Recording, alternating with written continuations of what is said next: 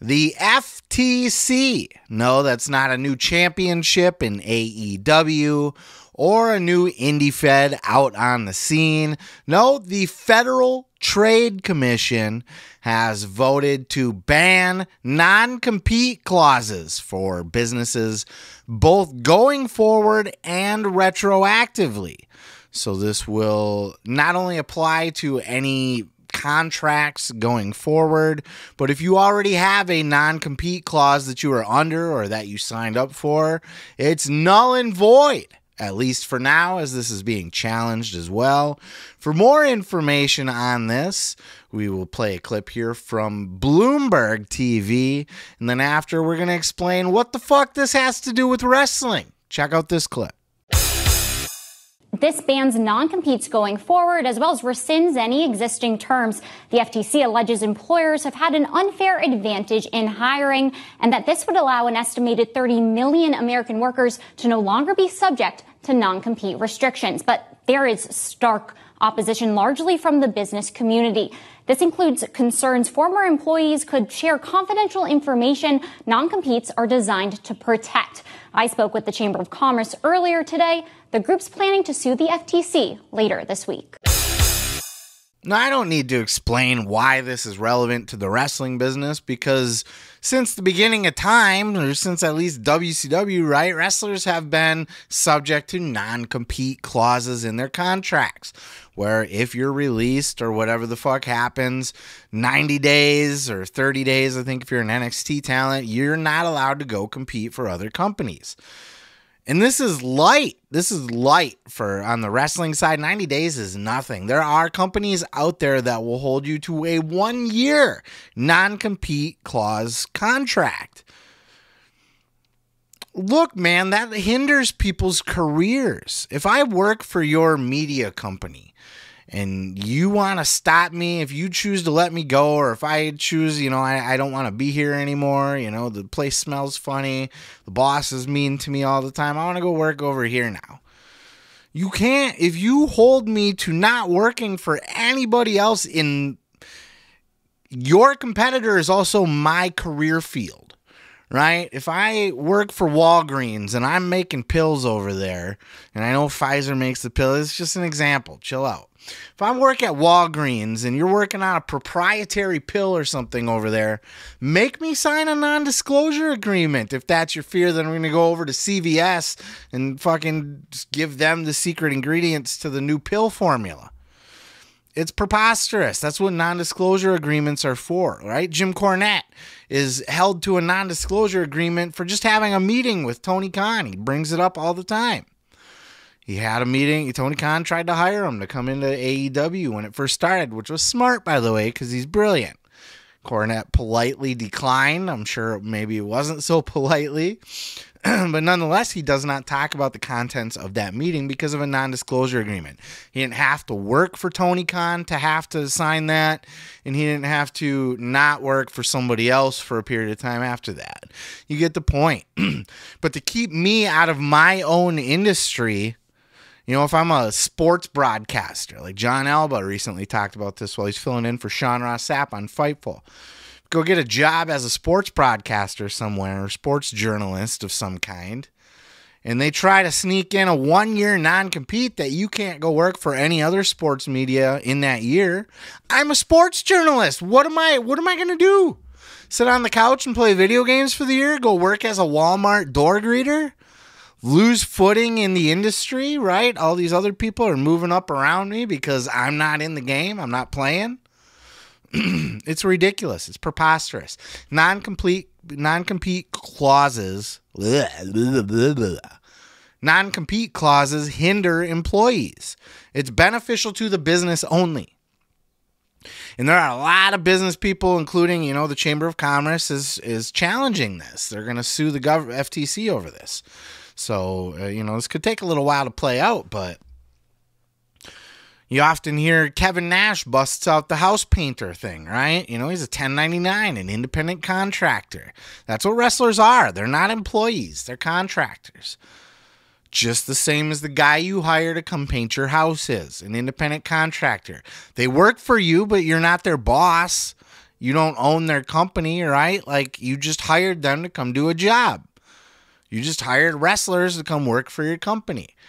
And if the guy you hire to paint your house, you stop halfway through painting the house, like, hey, why don't you guys just get the fuck out of here? I don't like you guys. You smoke around all the time or whatever. I don't want you in my yard anymore. You're a bunch of hooligans. Leave, pack up all your shit. I want to hire somebody else to finish painting my house. By the way, you guys can't go paint somebody else's house for 3 months. Bullshit. So this only helps employees. Now, the 90-day non-compete for WWE or AEW or whoever else has them, to me, that's not big of a deal because you kind of want a refresher anyway. Now, in certain cases, it can be very beneficial to be on SmackDown on Friday, or better example, be on Monday Night Raw on Monday and be able to be on Dynamite on Wednesday if your contract was up or you were released and you're free to go. Jinder Mahal pops up, last time he was on TV, he was facing The Rock. Now he's on AEW TV. No fucking non-compete. You know what I mean? So in some cases, it could be very beneficial to do that. But in a lot of other ways, it behooves a talent to take the 90 days to regroup, to think about what kind of character they want to present on the indies or in a new company, how they want to give themselves a new coat of paint, get some new gear designed, right? Get some new trademarks filed, get a logo designed for your shit, set up your fucking media. You know what I mean? Like that 90 days helps you prepare for the future. But a 1 year in the greater business, but we're talking about wrestling here specifically. Still, this will apply to wrestling and should have always.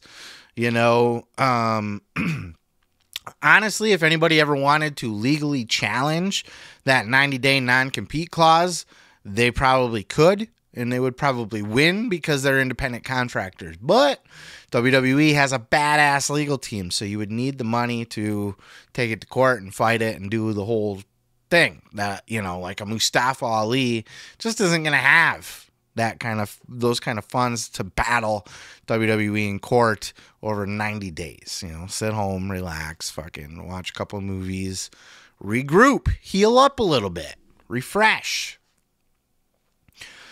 But overall, this is a good move. And I know, like I said, there's a lot of vocal business owners, and I get what you're saying, and you invest all this time in your employee.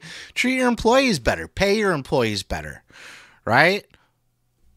Or why are you letting me go to begin with? If you don't see any value in me, good. I'm going to go where people do see value in me then. You don't get to also control my life and tell me who I can and can't work for after that. Fuck you. If there's something proprietary that I'm going to steal from you, and there's, sales people, for example, that could break off and bring their client base with them, sure, but that's business, right? If I'm working in real estate and I bring up a young, hot real estate fucking mogul guy agent underneath me and he's fucking banging out way more houses than I am and everybody loves him and everybody's kind of bringing me business because of this hot, young fucking guy out there kicking ass. And finally, he just says, you know what? I'm probably going to do better on my own. So I'm going to leave your company now, and I'm going to go be my own real estate company. And chances are he's going to take all those clients with him. Or your barber shop, right? You're a barber at a barber shop. You want to go start your own barber shop. You're going to take your clients with you. It's just how it works. That's business. I'm sorry.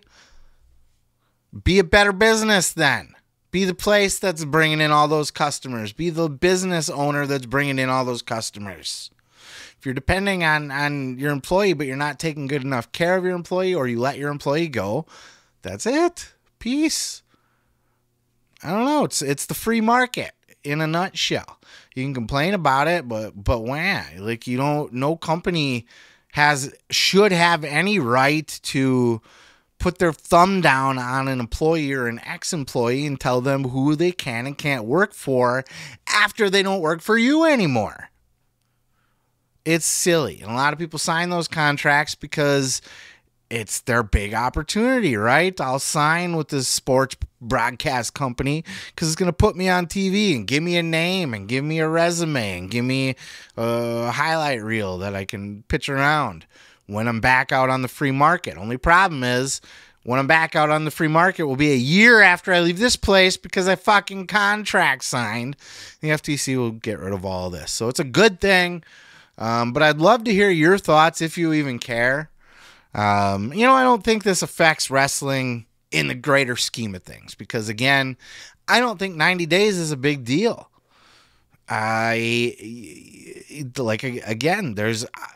There's times where it would be, now look, what if Drew McIntyre didn't re-sign and his last match was a main event, whatever, at Clash at the Castle, and then he just leaves and he shows up on AEW like the next Dynamite. There's huge incentive to want a guy fresh off of TV, a big star like that. It feels like a coup. It feels like, you really pulled one over on the other guy. But most of the time, 90 days, it's fine. People need that reset, so it doesn't really hurt anything. But it's overall a good thing. I'd love to know your thoughts. What do you think about it? If you care, if you have an opinion on it, and if you're a business owner or anything like that, and you think maybe I got it wrong, or you have a different take on how this could hurt you more than just, man, I don't want to lose guys I put effort into and stuff. That sucks. Why did you lose them in the first place is my question, right? Were you not paying them good enough? Were you not having a welcoming enough work environment where they want to get up and be excited to be there every day? Was somebody else offering more money? What happened? Or did you let them go? Oh, you let them go. You look, man, you can't get mad at you. Break up with your girlfriend and then she goes and fucks some dude at the bar. Sorry. You broke up with her. You can't get mad at her for that. You cut her loose. She's loose. She's free. She can go have fun. Fuck off. That's where I'll leave it. Let me know your thoughts. Peace, love, and pizza. I'm going to go ahead and move on to the next. Oh yeah, thanks for checking out the video. Yeah, don't forget to subscribe. Don't forget to like it if you liked it. Yeah, and you can check out full episodes each and every Sunday right here on the channel. Oh yeah, dig it.